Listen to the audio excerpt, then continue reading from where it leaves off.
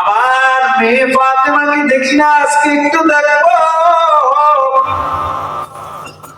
নবী আমার ফাতেমার ঘরের কিনারায় যাইয়া ডাক দিয়া কইয়া, ফাতেমা তুজোরা, ও আমার মা ফাতেমা, ইফতাহি আবওয়া, একটু তাড়াতাড়ি দরজাটা খুলে দাও। ফাতেমা কোনো জবাব দেয় না। আমার নবী আবার ডাকে, মা কেন দরজা খুলো না? ফাতেমা কোনো জবাব দেয় না। নবী জানালায় কানটা লাগায় শুনে গুনগুন কান্নার আওয়াজ আমি সহ্য করতে পারি না। কি হয়েছে মা, আমার বলো, কেন দরজা তুমি খুলো না? নবী জানালায় কানটা লাগায় শুনে গুনগুন কান্নার আওয়াজ। আমার নবী ডাক দিয়া কয়, ও মাগরি, তুই কি জানো না তোর কান্নার আওয়াজ আমি সহ্য করতে পারি না? কি হয়েছে মা, আমার বলো, কেন দরজা তুমি খুলো না? ফাতেমা কান্না করে আর কয়, বাবা,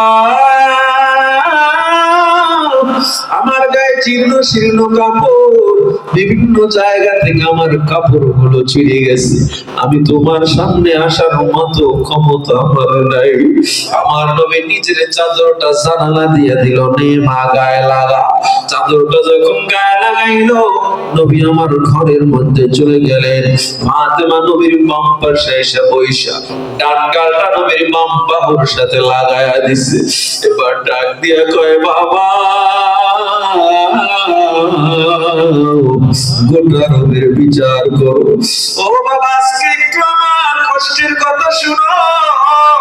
ও বাবা, আমার ঘরে বাতি জ্বালানোর জন্য তৈল ছিল কেরোসিন, আমার পেটে এমন ক্ষুধা, আমি তৈলটা পর্যন্ত খেয়ে ফেলবো।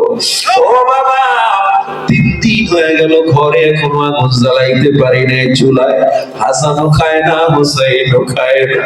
ও মুসলমান, সেই যন্ত্রণার কথা শুনিয়া জিবরিল আমিন হাজির হয়ে বলেন, ও নবী আমার, যদি অনুমতি দেন, লা আমলা দুনিয়া বিদ্যাহাবি ওয়াল ফিদ্দাতি। আল্লাহু আকবার।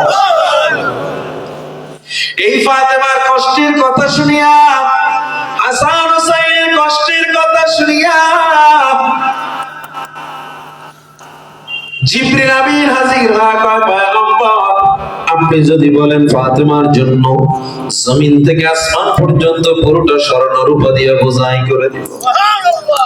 নবী আমার কয়, মা তুমি কি চাও? ফাতেমা বলে, রদিনা বিল আখিরা। ও বাবা, আমি দুনিয়া চাই না, আখিরাত চাই। জোরে কোন সুবহানাল্লাহ। ও আমার যুবক, ও আমার বৃদ্ধ বাবা, ভালো করে বুঝে নাও, আল্লাহ তাআলা সাথে সাথে ঘোষণা করে দেয়, এত অভাবের মধ্যেও ফাতেমা দুনিয়া চায় না, স্বর্ণ চায় না, গহনা চায় না, আমি ফাতেমাকে জান্নাতের সরদারিনী বানায়া দিলাম।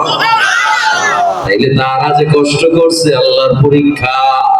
এই নবীদের চেয়ে, নবী মেয়েদের চেয়ে বেশি কষ্টে মনে হয় আমরা আছি? তাদের চেয়ে কষ্টে আমরা আছি নাকি বেশি?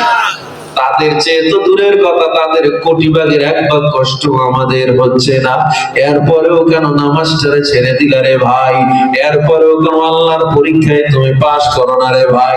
অভাব হইলেই দৌড়ে গ্রামীণ ব্যাংক থেকে সুদে টাকা নামায়, ব্র্যাক ব্যাংক থেকে সুদে টাকা নামায়। ও যুবক, আল্লাহর বান্দা, বড় আফসোস, আপনাদের এই এলাকায় মনে হয় সুদের কারবারের সাথে মানুষ নেই। সাচিয়াখালীতে সুদ খোর নাই। সুদের 70টা গুনাহ, সবচেয়ে ছোট গুনাহ মাকে বিয়ে করার, তা জিনা করার গুনাহ। বাকি 69টা গুনাহ কত ভয়ঙ্কর। ও আমার যুবক, ও আমার বৃদ্ধ বাবা,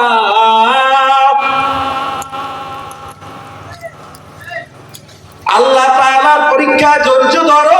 ধৈর্য অনেক বড় একটা গুণের নাম। আল্লাহ নবী বলেন, যার ধৈর্য যত বেশি সে জান্নাতের তত কাছাকাছি, যার ধৈর্য যত কম সে জাহান্নামের কাছাকাছি, জান্নাত থেকে দূরে। এক নম্বর আল্লাহ কয় ভয় দিয়ে পরীক্ষা করব, দ্বিতীয় নম্বরে ক্ষুধা দিয়ে পরীক্ষা করব। এর মধ্যে যদি তুমি ধৈর্য ধারণ করতে না পারো, আল্লাহর ভয়ের মধ্যে যদি ধৈর্য ধারণ করতে না পারো, হে মুসলমান, তোমার জন্য বড় ভয়ঙ্কর শাস্তির ব্যবস্থা। আল্লাহ তাআলা ধৈর্যের পরীক্ষা করবেন। আপনি আমি এমন একটা অবস্থা, আল্লাহর উপরে ভরসা করি না, বিপদে পড়লে আমার ক্ষেত খামারে ভালো হয় নাই, ফল ভালো হয় নাই, আমি বারবার বলি আল্লাহ কি আর কারো ক্ষেত দেখেন, আমারটারই দেখছি। আল্লাহ কি আর কারো দোকান দেখেন, আমারটাই কেন আগুন লাগলো? আল্লাহ কি আর কারো সন্তান দেখে না, আমার সন্তান কেন পানিতে পড়ে মারা গেল? এমন কথা কয় কি কয় না? অথচ আল্লাহ বলে আমি যারে বেশি ভালোবাসি তাকেই বেশি বিপদ দেই। যেই ঘরে বিপদ নাই ওই ঘরে আল্লাহর রহমত নাই। একদম কোনো বিপদে নাই এরকম কোন মানুষ আছে এখানে? হে মুসলমান ইমানদার, সন্তান কই পরে কয় মাদ্রাসায় পরে কয় শেষ তোর জীবন, না পাবে চাকরি, না পারবে খাওয়াতে। তার মানে তুমি চাকরিটারই খাওয়ানোর মূল শক্তি বানাইছো, তুমি ভরসা আল্লাহর উপরে করো নাই। কথা বলেন। তুমি বলো তোমার সন্তান মাদ্রাসা করে চাকরি পাবে না, কোরআন পড়ে কোনো লাভ নাই। কেন চাকরি পাবে না? খাওয়াতে পারবে না। চাকরি মানুষকে খাওয়াতে পারে নাকি? গ্রাজুয়েশন কমপ্লিট করা ৬০ লক্ষ যুবক বর্তমান বাংলাদেশে বেকার। প্রশান্ত উপসাগরীয় ২৮টা রাষ্ট্রের ভিতরে সবচেয়ে বেশি বেকার বাংলাদেশে। এই যুবকগুলো প্রতি বছর ৭ কোটি টাকার মাদক খায় শুধু বেকারত্বের কারণে। এই লিস্টের মধ্যে একটা মাদ্রাসার ছাত্র নাই, তাইলে তোমরা চাকরির জন্য ৬০ লক্ষ যুবক পড়লা কেন বেকার? মাদ্রাসায় তো একজনও চাকরির জন্য পড়ে নাই, বরং আল্লাহ তাদেরকে না কয়ে রাখে নাই। ঠিক কিনা জোরে গো? মাদ্রাসা কোনো ফ্যাক্ট না। তুমি স্কুলে পড়ো, কলেজে পড়ো, কিন্তু কোরআনকে মাইনেজ করে তোমার শিক্ষা করে লাভ নাই। যত জ্ঞানী হও, কোরআনকে যদি না শিখো, ওই জ্ঞান আল্লাহর দরবারে কোনো দাম নাই। স্কুলে পড়েও যদি কোরআনটারে শিখতে পারো, স্কুলে পড়ার দামও আছে। কলেজে পড়েও যদি কোরআন না পারো, কলেজে পড়ার মধ্যে কোনো দাম নাই, স্কুলে পড়ার মধ্যে কোনো দাম নাই।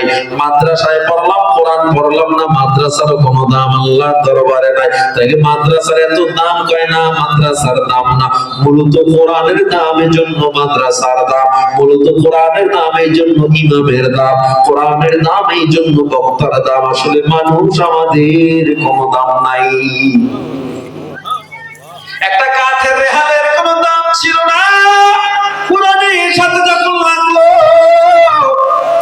ওই কাঠ, ওই প্লাস্টিক রেহালটার দাম বেড়ে গেল। এখন কোরআন যেখানে রাখে রেহালটারেও সেখানে রাখে, চুমু খায় কোরআনকেও, রেহালকেও চুমু খায়। কোরআনের কাপড় জুজদানটা কোরআনের সাথে লাগলো, এখন জুজদান নিচে পড়ে গেলে উঠে জুজদানটাকেও চুমু খায়। ঠিক কি? তাইলে বান্দার সিনায় যদি কোরআন থাকে, ওই বান্দার দাম আছে না নাই? কিন্তু বড় দুঃখ, মুসলমানের সন্তান কোরআন পড়ে না, পারে না, পড়ে না, মানে না। ইহুদি খ্রিস্টানরা কোরআন দেখে দেখে দেখে দেখে মুসলমান হয়ে যাচ্ছে, আর মুসলমানের ঘরে জন্ম নিয়ে সে কোরআন পারে না, পড়তেও পারে না, সন্তানরেও পড়ায় না। আছে না নাই? গত ৮ মাস আগে নিউ ইয়র্ক আমেরিকার একটা সফরে গেলাম। জ্যাকসন হাইটে বিশাল প্রোগ্রাম, কনফারেন্সের মধ্যে ইহুদি ছিল, খ্রিস্টান ছিল, মুসলিম ছিল। কোরআন, ঋগ্বেদ, গীতা, বাইবেল, রামায়ণের উপরে ১.৫ ঘন্টা লেকচার দিলাম, ইংলিশে পুরো লেকচারটা দিলাম। আমি বুঝাইলাম আমার কোরআন কোন দিক থেকে শ্রেষ্ঠ, আমার নবী কেমন শ্রেষ্ঠ, কেমনে নারীদের সম্মান দিয়েছে, আমার নবী কিভাবে সামাজিকতা প্রতিষ্ঠিত করেছে, আমার নবী কিভাবে রাষ্ট্র কায়েম করেছে, আমার নবী কিভাবে সমাজের বিচার ব্যবস্থা করেছে। আমি যখন টোটাল জিনিসটাকে বুঝাই, ইসলামকে আলাদা করে ফেললাম, আমার হাতে হাত দিয়ে ৮ জন খ্রিস্টান মুসলমান হয়ে গেছে। আমার হাতে যদি ৮ জন মুসলমান হয়, আপনি মনে করছেন আর মনে হয় মুসলমান হয় না, না না, প্রতিনিয়ত আমেরিকায় প্রতিদিন গড়ে ৩,৫০০ বেঈমান মুসলমান হয়ে যাচ্ছে। ইউরোপে মুসলমান হয়, রাশিয়ায়, কলম্বিয়ায়, ফ্রান্সে মানুষ মুসলমান হয়। আর তুমি মুসলমানের ঘরে জন্ম নিয়ে কোরআনের সম্মান দিলা না। নব মুসলিমের অভাব নাই, নব হিন্দু তো পাওয়া যায় না।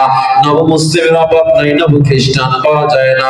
মুসলমান ঋগ্বেদ, গীতা, বাইবেল, রামায়ণ রিসার্চ করে মুসলমানরা বিধর্মী হইতেছে না, বরং কোরআন রিসার্চ করিয়া বেঈমানরা মুসলমান হয়ে যাচ্ছে। আর তুমি কোরআন ওয়ালাদেরকে তুমি তুচ্ছ তাচ্ছিল্য করো, চাকরি পাবে না, কি খাওয়াইবা? তাইলে ভরসা হইছে আল্লাহর উপরে? আজকে জালজ্জ বিষয় আল্লাহর উপরে ভরসা। শুনেন, কত জায়গায় আমরা শিরিক করি। আপনি যখন বলবেন মাদ্রাসায় পড়ায় লাভ নাই, চাকরি পাবে না, শিরিক করছেন কেমনে? কারণ আপনি তখন বলেন না খায়া মরবে, তার মানে বোঝা যায় চাকরি মনে হয় মানুষকে খাওয়ায়।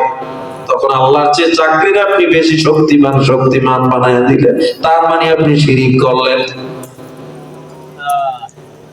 হে মুসলমান, কোরআন কসমোলজি বিদ্যা, অ্যাস্ট্রোলজি, বায়োলজি, জিওলজি, ফিজিক্সের জ্ঞান, পদার্থ বিজ্ঞান, মহাকাশ বিজ্ঞান, এমন কোন জ্ঞান নাই। রাজনৈতিক বিজ্ঞান, রাষ্ট্রবিদ্যা, অর্থনৈতিক বিজ্ঞান, এমন কোন বিদ্যা নাই যা কোরআনে আল্লাহ দেন নাই। হে মুসলমান, বিজ্ঞান যেটা ১৫০ বছর আগে আবিষ্কার করে, কোরআন সেটা ১৫০০ বছর আগে আবিষ্কার করে রাইখা দিছে। সুবহানাল্লাহ। না, বিজ্ঞান কয় চাঁদের নিজের কোনো আলো নাই, সূর্যের থেকে আলো সংগ্রহ করে করে চাঁদ গোটা পৃথিবীকে আলোকিত করতেছে। এটা বিজ্ঞান আবিষ্কার করছে ২০০ বছর আগে। চাঁদের কি নাই? নিজস্ব আলো নাই। আল্লাহ তাআলা সূরা ফুরকানের ৬১ নম্বর আয়াতে ১,৫০০ বছর আগে বিজ্ঞান আবিষ্কার করে দিয়েছে। সুবহানাল্লাহ। তাবারাকাল্লাযী জাআলা ফিস সামাই বুরুজাও ওয়া জাআলা ফিহা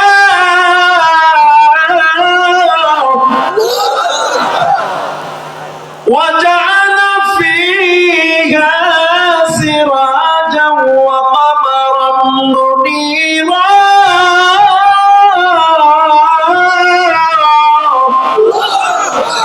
শুধু তাই নয়, চন্দ্রের কক্ষপথ আলাদা। ২৪ ঘন্টায় চন্দ্র এবং সূর্য তার জায়গায় ঘুরে আসে। চন্দ্রের একটা পথ আছে, সূর্যেরও পথ আছে। এই পথ আবিষ্কার করছে বিজ্ঞান ২০০-১৫০ বছর আগে। আল্লাহ তাআলা সূরা আম্বিয়া ৩৩ নম্বর আয়াতে ১,০০০ বছর আগে বলে দিয়েছে, ওয়াল্লাযী খালাকাল লাইলা ওয়ান নাহার ওয়াশ-শামসা ওয়াল কমার কুল্লুন ফি ফালাকিন ইয়াসবাহুন। তুমি যদি মনে করো কোরআন পিছায় আছে, তুমি নিজে পিছায় আছো। কোরআন সবার আগে, আর কোরআন যারা পড়ে তারাও সবার আগে। ঠিক কিনা জোরে বলো। বিজ্ঞান আবিষ্কার করেছে স্টিফেন হকিং, ইংল্যান্ডের একজন বড় পদার্থ বিজ্ঞানী স্টিফেন হকিং। পৃথিবী কেমনে সৃষ্টি হয়েছে আবিষ্কার করছে। পৃথিবীটা কেমনে সৃষ্টি হয়েছে বিগ ব্যাং থিওরি আবিষ্কার করেছে। স্টিফেন হকিং একটা প্রতিবন্ধী বিজ্ঞানী, মাথা বাঁকা ছিল, কথাও বলতে পারতো না, হাতের এইটুকু শুধু শক্তি ছিল।